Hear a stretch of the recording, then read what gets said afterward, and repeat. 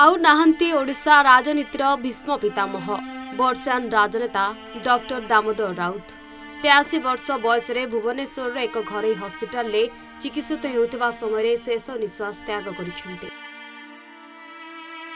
दीर्घ 5 दशक अधिक समय धरी सक्रिय राजनीति रहिबा सहित 7 थर विधायक भाव में निर्वाचित होते दाम जड़े वरिष्ठ राजनेता मृत्यु पर पारादीप समेत राज्य में खेली जाइछि शोक। दामंकर रोकठोक कथा पाई से सबु समय चर्चा रही आसुथिले तांकर वियोग रे अंचल में खेली जाइछि शोकर लहरी। शुणंतु कौन कहउछंती दलर कर्मकर्ता ठारू आरंभ करी अंचलवासी। डॉक्टर राउत जने साधारण व्यक्ति नथिले, से ओडिशा राजनीतिर भीष्म पितामह थिले। ओडिशा राजनीतिर से मध्य चाणक्य थिले। से जने विज्ञ व्यक्ति थिले। से खाली राजनीति करू नथिले, समस्त क्षेत्र में तांकर दक्षता पारदर्शिता उपलब्धि थिला। नहीं निश्चिंत भाव तो सकाल सकाल गोटे दुखद खबर आम मान पाखक आसी पहुँचला जे डॉक्टर दामोदर राउतर देहांत हो जाए। खबर शुणिला खाली आमे कौन पारादीप समस्त जनसाधारण मन में गोटे दुख प्रकाश होती।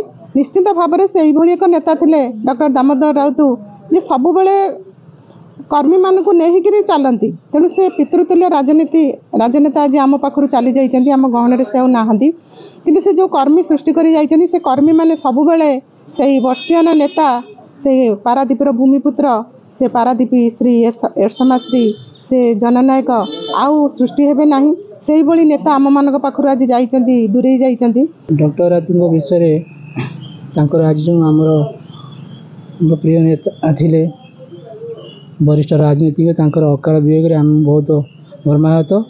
मु तो नुह सारा ओडिशा एवं ओडिशा राजनीतिर समस्ते आज प्राय मर्माहत अच्छा। किछि दिन पूर्व देह असुस्थ थिले से वरिष्ठ राजनीतिक जो डॉक्टर दामोदर राउत अकाल वियोग पारादीपवासी आम समस्ते मर्माहत।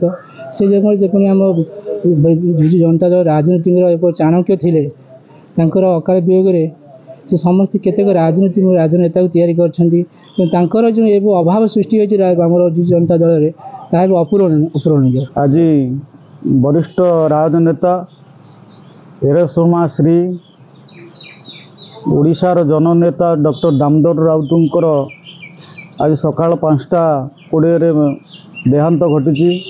यह देहांत